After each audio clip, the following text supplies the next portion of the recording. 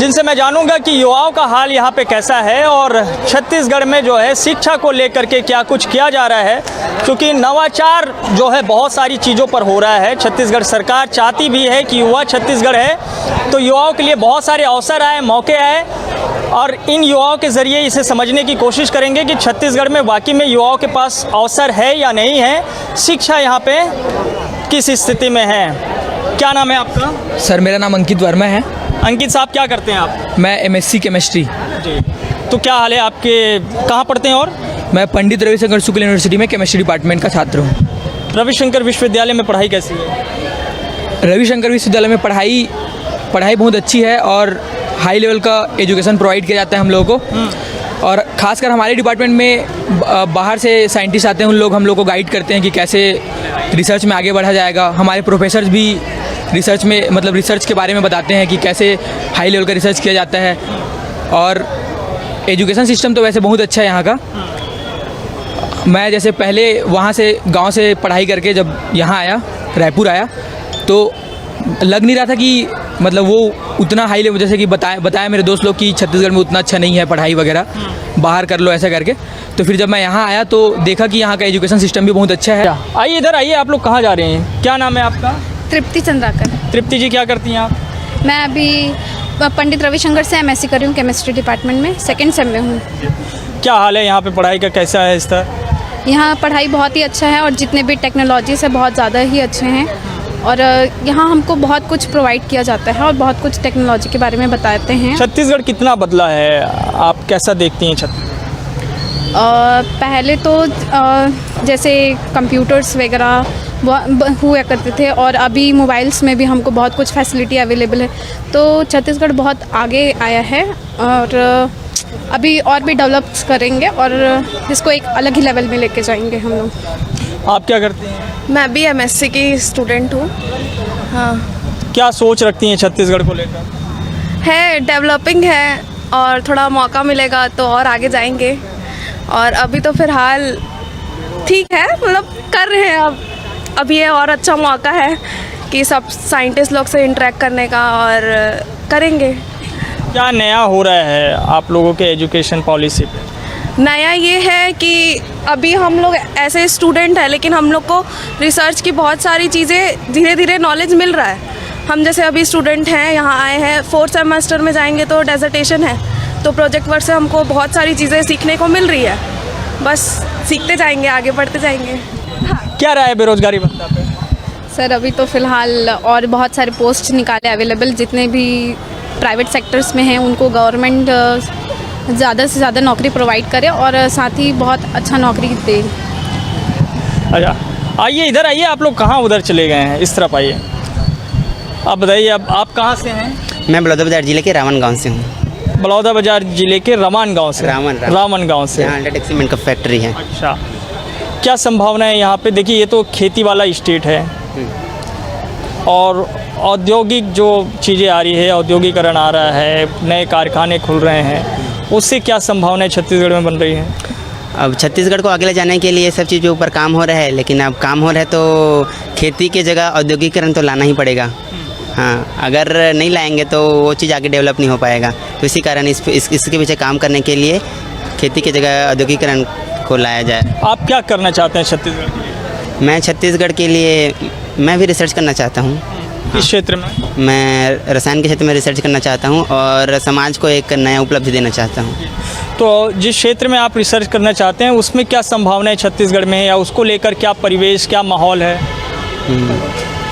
जैसे कि वही सुपर कैपेसिटर, ये सब चीज़ पे हम रिसर्च करना चाहते हैं ताकि जो जल्दी से एनर्जी ख़त्म हो जाता है। इस साइंस कांग्रेस वाले आयोजन में एक थीम नरवा गरवा घुरवा बारी पर भी था, उस पर आप लोगों की क्या राय है?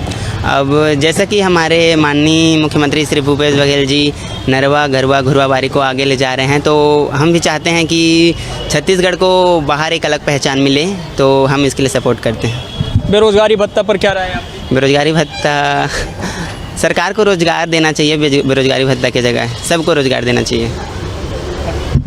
मेरा नाम राघवेंद्र साहब। अच्छा, क्या पढ़ते हैं आप? सर मैं एमएससी केमिस्ट्री कर रहा हूँ। छत्तीसगढ़ में क्या संभावना है युवाओं के लिए? संभावनाएं तो बहुत है, लेकिन मतलब मेरे को लगता है कि छात्रों को केवल सरकारी नौकरियों पे निर्भर नहीं रहना चाहिए और खुद के लिए वो बहुत कुछ कर सकते हैं अगर करना चाहे तो, लेकिन छात्रों के ऊपर है कि वो कैसा वो कर रहे हैं। स्टार्टअप को लेकर के क्या काम दिखता है छत्तीसगढ़ में? स्टार्टअप्स के बारे में सर मैं कुछ, आप क्या करना चाहते हैं? सर मैं अभी जस्ट नेट के लिए प्रिपेयर कर रहा हूँ, फिर एपी अपना वही रहेगा। छत्तीसगढ़ में जो सरकार की योजनाएं हैं, जिसका एक थीम आपके साइंस कांग्रेस में भी है कि नरवा गरवा घुरवा बारी, उस पर क्या राय है आपकी?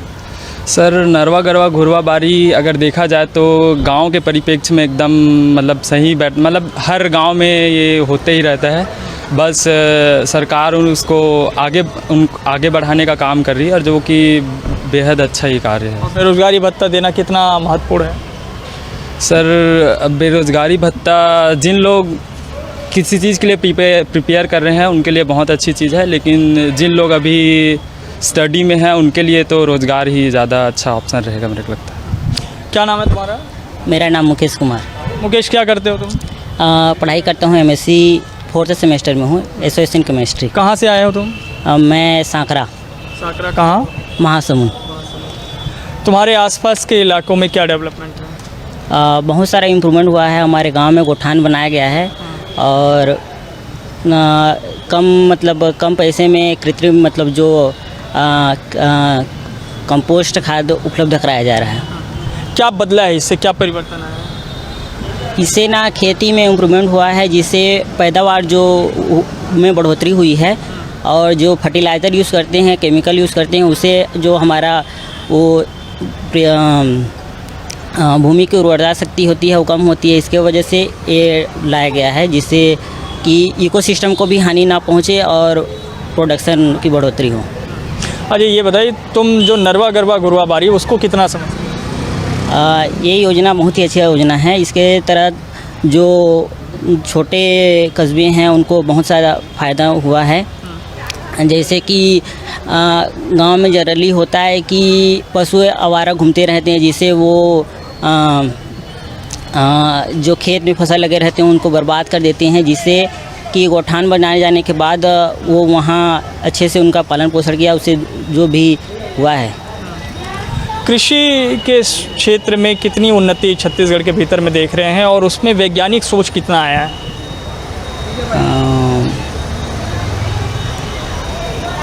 ये नॉलेज इस पे। बेरोजगारी भत्ता पर क्या प्रतिक्रिया है आपकी? बेरोजगारी भत्ता तो सही है, लेकिन इसके जगह में रोज़गार उपलब्ध कराए तो ज़्यादा अच्छा है।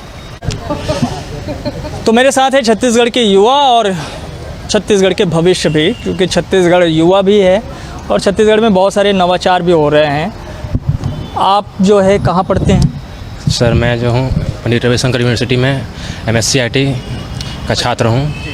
क्या करना चाहते हैं आप?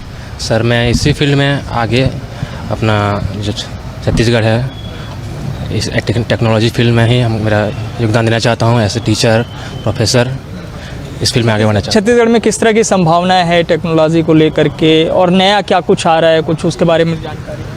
सर ये जो फील्ड है ये कहना चाहूँगा मतलब इसमें फ्यूचर मतलब बहुत से आसार हैं इसमें जो स्टूडेंट्स हैं आजकल कंप्यूटर हो गया, डिजिटल जितने भी माध्यम हैं सब कार्य इसी में ही हो रहे हैं, तो कह सकता हूँ कि इस फील्ड में उद्धार होने की। रविशंकर में जो पढ़ाई का स्तर है उससे आप संतुष्ट? जी यहाँ का स्तर बहुत ही अच्छा है पढ़ाई के। अच्छा, नरवा गरवा घुरवा बारी को आप समझते हैं? जी। उससे क्या संभावना है, उसमें क्या टेक्नोलॉजी को लाया जा सकता है, उसमें कुछ है, कुछ नवाचार किया जा सकता है? जैसे कि हमारे माननीय मुख्यमंत्री जी ने बोला, संबोधित किया ये नरवा गरवा बारी के बारे में, और यहाँ के जो भी बायोटेक्नोलॉजी डिपार्टमेंट है उसमें। आप छत्तीसगढ़ में ही रहना चाहेंगे या फिर बाहर जाना चाहेंगे? जी मैं छत्तीसगढ़ में ही रहना चाहूँगा और यहीं रहकर मैं अपना प्रदेश है उसको डेवलप करना चाहूँगा। आपका क्या नाम है? सर मेरा नाम पूजा यादव है। जी, आप क्या पढ़ती हैं? सर मैं रविशंकर यूनिवर्सिटी से MSc IT कर रही हूँ। क्या करना चाहती हैं आप भविष्य में? मैं आगे सॉफ्टवेयर डेवलपर बनना चाहती हूँ। और छत्तीसगढ़ में इसे लेकर क्या संभावना है? बहुत सारी मतलब जैसे आप किसी भी फील्ड में अच्छे से अच्छा सॉफ्टवेयर डेवलप कर सकते हैं, आगे लेके जा सकते हैं इस फील्ड को। छत्तीसगढ़ एजुकेशन के लिहाज से कितना बदल पाया है? काफ़ी हद तक। पहले ये था कि हम लोग को अच्छे से एजुकेशन नहीं मिल पाता था, अब टीचर्स अच्छे एजुकेटेड हैं, हम लोग को अच्छी एजुकेशन मिल रही है। पहले क्लासेस रेगुलर नहीं होती थी, अब बहुत हद तक क्लासेस एकदम रेगुलर होती है। हम लोग का क्लास सुबह 10 बजे से 5:30 बजे तक होता है, हम लोग दिन भर पढ़ते रहते हैं। सरकार की योजनाओं के बारे में कितना नॉलेज है? थोड़ा कम। सरकार ने एक नरवा गरवा घुरवा बारी योजना चला के रखी हुई है, उसका थीम भी यहाँ पे है, उसके बारे में कुछ पता है? ज़्यादा कुछ नहीं पता मुझे अभी। नहीं पता है। बेरोजगारी भत्ता के बारे में पता है? जी। उस पर क्या प्रतिक्रिया है? एक्चुअली अभी मैं क्या बोलूँ उसके बारे में, हम लोग को तो नहीं मिल सकता क्योंकि अभी हमारा रोज़गार पंजीयन 1-2 साल पहले, मतलब 2 साल भी नहीं हुआ, तो फिर हमें अभी वो नहीं मिल रहा। और वैसे सभी को मिलना चाहिए ये चीज़। इससे कितना मतलब बदलेगा, इससे क्या फ़ायदा होगा? फ़ायदा अच्छा, आईटी सेक्टर को लेकर छत्तीसगढ़ में क्या माहौल है? छत्तीसगढ़ में बहुत स्कोप है इसको लेके। अभी काफ़ी छत्तीसगढ़ डेवलप हो रहा है, तो आईटी सेक्टर में ये काफ़ी डेवलप करेगा आगे भी और काफ़ी बदलेगा ये। क्या कहेंगी छत्तीसगढ़ को लेकर, क्या संभावना है युवाओं के लिए यहाँ पे? छत्तीसगढ़ मुझे लगता है अभी मतलब थोड़ा डेवलप होने की ज़रूरत है, क्योंकि बहुत सारी चीज़ें हैं, जैसे विदेशों में देखेंगे मेट्रो की सुविधा है, बट हमारे सिटी में उतना ज़्यादा नहीं है, तो वो सुविधा होनी चाहिए। और जैसे कुछ भी अभी भी जैसे बसेस है वो टेक्नोलॉजी से नहीं चलती है, अदर स्टेट में जाओगे तो बहुत सारी सुविधा रहती है बस में, ट्रैवल्स में भी, तो वो सारी चीज़ें अभी छत्तीसगढ़ को करने की ज़रूरत है। रेलवे भी अभी वीक है, टाइमिंग सही नहीं है, इन्फॉर्मेशन सही नहीं मिलती है, तो वो सारी चीज़ें कंफर्म होनी चाहिए। और एजुकेशन के लिए सही है, लेकिन और धीरे धीरे जैसे छोटे बच्चे से मतलब जैसे कि वो मिडिल क्लास में आ रहे हैं, तब से उन लोग को धीरे धीरे टेक्नोलॉजी के बारे में क्या क्या चीज़ें चेंजेस हो रही है, क्या कर सकते हैं, वो सारी चीज़ें यहाँ मिलनी चाहिए जानकारी, आई थिंक, ताकि वो बड़े होके अच्छे से जान पाए और उसमें ग्रोथ कर पाए। ठीक है, मेरे साथ इस वक्त हैं पंडित रविशंकर शुक्ल विश्वविद्यालय के कुलपति प्रोफेसर सच्चिदानंद शुक्ल। सर, ये छत्तीसगढ़ में क्या माहौल है साइंस को लेकर के? सर, दूसरे स्टेट के लिहाज से किस तरीके से देखते हैं? देखिए, आपने तो बड़ा कठिन प्रश्न पूछ दिया। मैं अपने विश्वविद्यालय और उस कार्यक्रम के संदर्भ में बता सकता हूँ। ये जो कार्यक्रम है 18th जो यूथ साइंटिस्ट कांग्रेस है, ये बहुत इम्पोर्टेंट कॉन्फ्रेंस है। इसमें एक तो 47 डिफरेंट स्टेट के वरिष्ठ जो हमारे साइंटिस्ट हैं और प्रोफेसर्स हैं वो आए हुए हैं, अपनी फील्ड के माहिर हैं, और जो ज़्यादातर रिसर्च पेपर्स हैं वो छत्तीसगढ़ के हैं। तो जो एक इंटरेक्शन इस वरिष्ठ कम्युनिटी का और इस युवा साइंटिफिक कम्युनिटी से होगा, उससे बहुत अच्छे आउटकम्स आते हैं। और उस दृष्टि से Chhattisgarh council of science and technology ये वाकई स्वागत योग्य कार्य कर रहा है ना, साधुवाद उनको है। इसके अलावा दूसरा जो इम्पोर्टेंट पक्ष है वो ये कि अगर राज्य का मुखिया ना इंस्पायर करने के लिए आता है ना युवा वैज्ञानिकों के लिए, तो वो वाकई प्रेरणादायक होता है। तो ये एक दूसरा इम्पोर्टेंट पक्ष है। जो आउटकम की बात है वो तो अब कल तक जब सारे पेपर्स इवैल्यूएट हो जाएंगे और अवार्ड अनाउंस होंगे, इनको यंग साइंटिस्ट अवार्ड अनाउंस होंगे, तो फिर जाहिर सी बात है कि जो अवार्ड लेक्चर्स होंगे या अवार्ड पेपर्स हैं उनको एक बार को हमारा यूनिवर्सिटी भी इवैल्यूएट करेगा और council of science and technology भी इवैल्यूएट करेगी कि इसमें नया क्या है। अगर उसमें से कोई चीज़ नई मिलती है तो उसके ऊपर फिर प्रोजेक्ट सबमिशन और फिर एक ज्वाइंटली काम करने का एक मॉडल हम तैयार करेंगे। इस तरीके से है, तो ये बहुत ही अर्ली हो जाएगा कुछ कहना ना इसको कि आज हम बता दें कि रविशंकर विश्वविद्यालय में कुछ फैसिलिटीज़ और ज़्यादा आप लोग बढ़ा रहे हैं। रविशंकर विश्वविद्यालय में ऑलरेडी बहुत ग्राउंड लेवल की जो फैसिलिटीज़ हैं वो बहुत अच्छी हैं। उसको सिर्फ ऐड ऑन करने की ज़रूरत है ना, और एलिवेट करने की ज़रूरत है। मतलब उसको जोड़ना है, हमें नई चीज़ें जोड़नी है और उसको और ऊंचाई तक ले जाना है। अभी जो पर्स ग्रांट मिली है DST पर्स ग्रांट, वो बहुत प्रेस्टीजियस ग्रांट होती है, उससे रिसर्च का माहौल बदलेगा। इसके अलावा हम दर्जनों MOUs करने जा रहे हैं अगले 4-5 महीने के अंदर, बहुत सारे हमारे फॉरेन यूनिवर्सिटी से भी बात चल रही है, जो टॉप इंडियन यूनिवर्सिटीज़ हैं, रिसर्च इंस्टीट्यूशंस हैं, उनसे भी बातचीत चल रही है।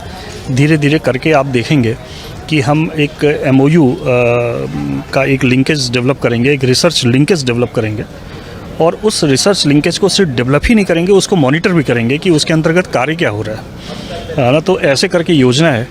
तो जाहिर सी बात है कि कुछ अगले कुछ दिनों में थोड़ा सा रिसर्च को के डायरेक्शन में मैंने देखा साइंस कांग्रेस में नरवा गरवा घुरवा बारी जो छत्तीसगढ़ सरकार की योजना है उसका थीम भी दिख रहा है, तो उसमें कोई वैज्ञानिकता का बूट आप लोग देने की कोशिश? बहुत ही वैज्ञानिकता है उसमें। देखिए ऐसा है ना कि कोई भी जो वैज्ञानिक आउटकम होते हैं ना, वो अल्टीमेटली सोसाइटी के लिए ही होते हैं, और एक सोसाइटी और साइंटिफिक जो अचीवमेंट्स हैं उसमें एक इकोसिस्टम होना चाहिए। और अगर ये इकोसिस्टम हमारा प्रॉपरली फंक्शन करता है ना, तो सोसाइटी की फंक्शनिंग और टेक्नोलॉजी का एलिवेशन, ये दोनों पैरेलल चलते हैं। अगर इसमें से कोई एक कंपोनेंट गड़बड़ होता है ना, तो फिर दिक्कत आती है। तो ये जो प्रोग्राम आपने बताया है ना, ये एक इकोलॉजिकल सिस्टम को मेंटेन करने का बहुत ही अच्छा और ग्राउंड लेवल का प्रोग्राम है ना, कि हमारे पास ग्राउंड लेवल पर जो चीज़ें अवेलेबल हैं ना, उसको हम कैसे उसके साइंटिफिक आउटकम्स जो है वो जनरेट करेंगे।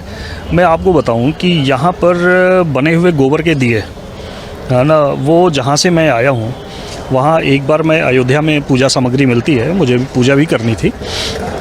मैं गया वहाँ पर उसको परचेज़ करने के लिए, तो मुझे नई चीज़ दिखी। मैंने उससे पूछा कि कहाँ से है, तो उसने बताया कि सर ये छत्तीसगढ़ से आते हैं। छोटे छोटे दिए थे, गोबर के बने हुए दिए थे ना, और हर दिए की कीमत वहाँ पर 15 रुपये थी। यहाँ पर कितने में मैन्युफैक्चर होता है मुझे नहीं पता, लेकिन एक ऐसा इकोसिस्टम हम डेवलप कर रहे हैं ना, कि इसको वैज्ञानिक तरीके से हमने ये जो वेस्ट मटेरियल हम जिसको समझा करते थे, उसको वैज्ञानिक तरीके से हमने कन्वर्ट किया ना, जिससे कि उसकी वो काफ़ी दिनों तक ख़राब ना हो ना। उसका हम पॉसिबल यूटिलाइजेशन करते हैं और उससे इकोनॉमी जुड़ती है, उससे रोज़गार जुड़ता है। तो ये जो एक इकोसिस्टम तैयार हो रहा है ना, ये बहुत इंपॉर्टेंट होता है किसी भी साइंटिफिक उसके लिए। इसमें कोई रिसर्च का काम भी विश्वविद्यालय में होगा? हाँ ज़रूर। नहीं, विश्वविद्यालय में एज इट इज़ तो एग्रीकल्चर चूँकि सेगमेंट नहीं है ना, या आपका एनिमल हस्बेंड्री का सेगमेंट नहीं है, तो एज इट इज़ यूनिवर्सिटी कुछ उसमें तुरंत कर दे ऐसा नहीं है। बट ये हमारे टिप्स पर है, क्योंकि ये जो प्रोग्राम है ना, ये सीधा सीधा जनता को जो है वो जो आउटकम्स हैं, जो उसके ग्राउंड लेवल पर अवेलेबल चीज़ें हैं, उससे जोड़ रहा है ना। तो ज़रूर इस डायरेक्शन में कुछ ना कुछ सोचेंगे, चर्चा करेंगे ना, और कुछ करने का प्रयास। युवाओं में क्या संभावनाएं देख रहे हैं यहाँ पे? युवाओं में तो बहुत संभावना है। देखिए यहाँ के युवा जो है, जो मुझे दिखे ना, वो एक तो उनके अंदर नेचुरल टैलेंट बहुत है ना, एकदम कूट कूट के भरा हुआ है। मैं तो मतलब कुछ एक में आत्ममुग्ध सा हो गया बच्चों से। बट क्या है कि उनका एक्सपोज़र करने के लिए हमारे पास वो सिस्टम हम डिवाइस नहीं कर पाए हैं शायद ना, या अगर किए हैं तो वो उसमें कहीं ना कहीं कुछ ज़रूर कमी है।